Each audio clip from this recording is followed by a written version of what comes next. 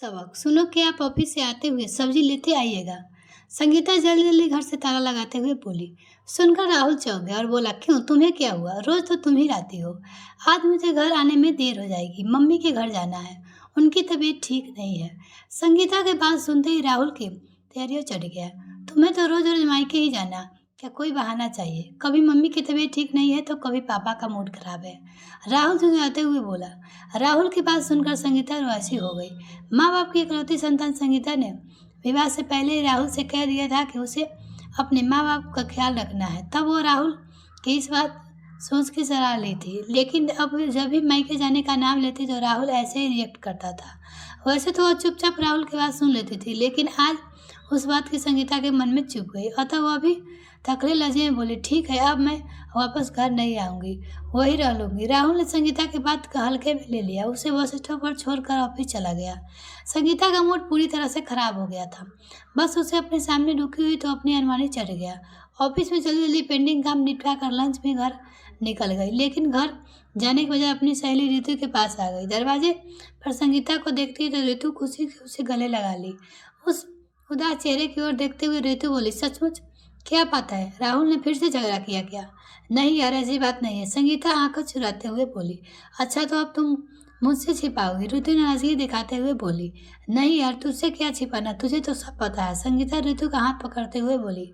अच्छा ठीक है, तू बैठ, मैं अभी आती हूँ, कहकर रितु किचन में चली गई। थोड़ी देर बाद चाय नाश्ता लेकर बाहर आई। जब संगीता नाश्ता कर चुकी थी तो रितु बोली, अब बता क्या बात है, क्यों इतनी खूबसूरत चेहरे पे 12 बज रहे हैं? क्या बताऊँ यार, रोज रोज का किचकिच तंग आ गई है। जब भी राहुल के मम्मी पापा घर आने की बात करती हूँ तो उसे पारा चढ़ जाता है। जानती हूँ ना, मम्मी पापा का मेरे अलावा कोई भी नहीं है। राहुल को यह बात पहले ही कह दी थी कि विवाह के बाद मम्मी पापा की जिम्मेदारी इस तरह निभाऊंगी। तब तक उन्होंने हंसते हुए हामी में हामी भर दी थी, लेकिन अब अपनी बात से पलट गए। अच्छा तो यह बात है, राहुल ने फिर से तेरे मायके जाने पर इतराज दिखाया, इसलिए तेरा मूड खराब है? तो ठंडी सांस लेते हुए बोली, चिंता ना कर, इस समस्या का कोई समाधान निकालेंगे। क्या समाधान निकालेंगे? इसमें मेरी कुछ समझ नहीं आ रहा है। एक तरफ मम्मी पापा तो दूसरी ओर राहुल, दोनों के प्रति दायित्व निभाते होते थक गई हो। कभी कभी तो मन करता है कि सब कुछ छोड़ के कहीं भाग जाओ। संगीता वैसे स्वर में बोली। रितु कुछ सोचते हुए बोली, सही कह रही है तू, कुछ दिनों के लिए इन झमेली से कहीं दूर चली जा, तब तक राहुल को पता चलेगा कि बीबी घर में ना हो तो कैसा महसूस होता है। क्यों, ते मेरी सहमत है रितु, संगीता स्वयं से भर बोली। और नहीं तो क्या, मैं कोई बिना सोचे समझे थोड़ी करती हूँ, रितु बोली। पर जा कहाँ यार, तो समस्या है, कहीं न जाने की जरूरत है, यही मेरे पास रह। वरुण पूरे महीने के लिए अमेरिका गया है और घर में मैं अकेली हूँ। दोनों सहेलियां मिल कर कॉलेज के दिनों की याद ताजा करेंगे। चल ठीक है, कुछ दिनों तक तेरे पास ही रहती हूँ, संगीता राहत की सांस लेते हुए बोली। अभी राहुल को इस बारे में कुछ भी नहीं बताना, उन्हीं को पता चले तेरी कीमत। आज जब तू घर नहीं पहुंचेगी तो बच्चों को पता चलेगा। रितु अपने मन में बात बताते हुए संगीता बहुत हल्का महसूस कर रही थी। रितु ने संगीता अपने घर रहने के बाद माता पिता और सास ससुर को बता दी थी और साथ ही यह बोला था कि राहुल को यह बात ना बताए। संगीता का पर ऑफिस जाकर राहुल ने हंसते हुए झगड़ते हुए बोल कर काम में बिजी हो गया। पर घर 8 बजे उसे न आने की सुध आई तो पहुंचने के बाद उसे घर पर ताला देखा तो उसे सुबह के बाद याद आ गई और बढ़ते हुए खोलने लगा। कितनी भी मना कर लो पर मैडम करेगी अपने मन की, मायके जाने बंद नहीं करेगी, चाहे भले ही पति से झगड़ा मोल कर ले। जब रात 10 बजे संगीता नहीं आई तो राहुल को गुस्सा आने लगा। जब हाथ पागल हो गया, आज 10 बजे मैडम कहीं पता नहीं। आज घर आए तो मामले सही तरीके से निपटा कर, लेकिन 12 बजे तब भी संगीता नहीं आई तो राहुल को सुबह कभी को याद आ गया कि साथ ही अपने डायलॉग भी याद आ गया कि तुम क्यों नहीं रुक जाती। अब अपने आप गुस्सा आने लगा, क्यों कह दिया, अपनी जबान पर नियंत्रण नहीं रख सकता था। अभी वो संगीता का फोन करके सोच रही थी कि फोन की घंटी बजी। धड़कते दिल से रिवार उठाया और ससुर काम, रमाकांत क्या बात है पापा जी, इतनी देर रात को क्यों फोन किया?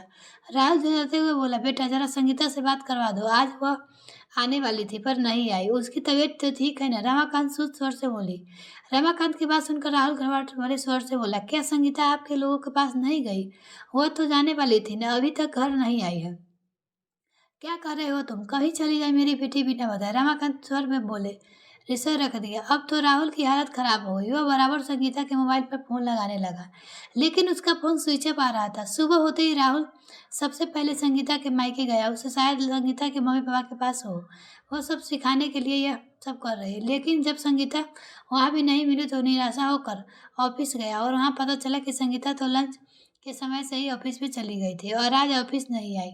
हताश राहुल घर चला। पूरा दिन वह संगीता की अच्छाइयों को याद करके सुसकुराते रहा और सोच रही थी कि कहीं नहीं हो गया तो संगीता घर वापस आ जाए। लेकिन सुबह से रात हो गई, संगीता नहीं आई।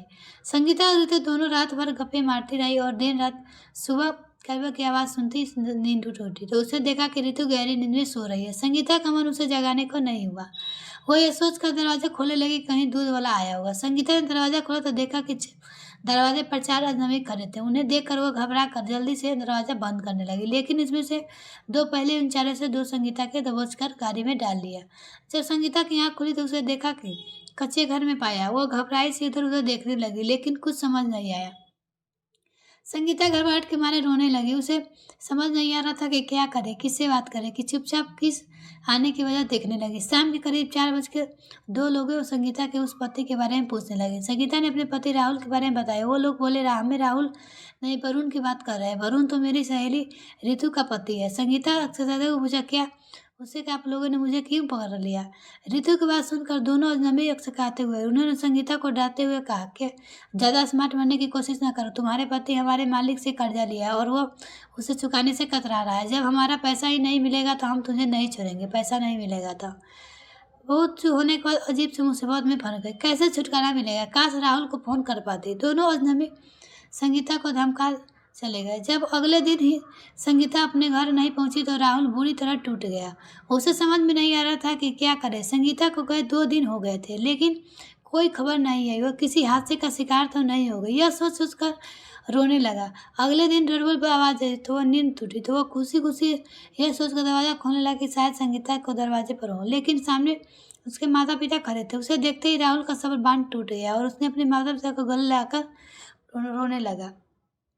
उसने इस तरह रोने के घबराते हुए अपने पिता से बोला, क्या बात है, तुम तो रो रहे हो, क्या हुआ, सब ठीक तो है ना? पिताजी, कुछ ही ठीक नहीं। संगीता घर छोड़ के चली गई है, 2 दिन हो गए, लेकिन घर वापस नहीं है। राहुल से कहते हुए बोला, क्या कहा बहू को छोड़कर चली गई, क्या हुआ? राहुल की माँ हैरानी से बोली, जरूर तूने ही झगड़ा किया होगा, वरना मेरी बहू बेहद समझदार है। हाँ माँ, मैंने ही उसका दिल दुखाया है, पहली बार नहीं, हमेशा उसे दुखी करता हूँ, तभी मुझे छोड़कर चली गई है। कहते हुए राहुल सारी बात माता पिता को बता दी। किया तूने गलत है बेटा, जब उसे शादी के पहले ही कह दिया था कि उसके माता पिता का सहारा बनाए तो तू क्यों उसे मायके जाने से इतराज जताता है? क्या कभी तुझे रोका है हमारे प्रति अपना जिम्मेदारी निभाने से या फिर किसी कभी सेवा करने से? कोई कसर नहीं छोड़ी। राहुल के पिता उसे समझाते हुए बोला, आप सही कह रहे हैं पापा, मैं ही गलत था जो अपनी बीवी को मनभाव को समझ न सका। एक बार वापस आ जाए तो मैं सारी बातों को मना लूंगा। उससे माता पिता को भी आप तरह से समझाऊंगा। राहुल के मम्मी पापा उसे घर आए 2 दिन हो गए, लेकिन संगीता का कोई भी फोन नहीं आया। तो उन्हें भी घबराहट होने लगी कि सोचने लगी कि संगीता ने हमें कनेक्ट किया था तो वही सचमुच में उसके साथ कोई हादसा तो नहीं हो गया।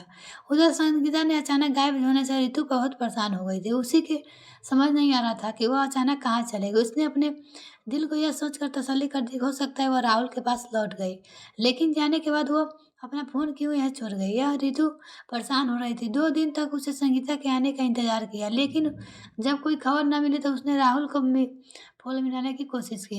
अगले दिन रितु राहुल के ऑफिस में पहुंची, उसे सारी बात बता दी। रितु की बात सुनकर राहुल घबरा गया।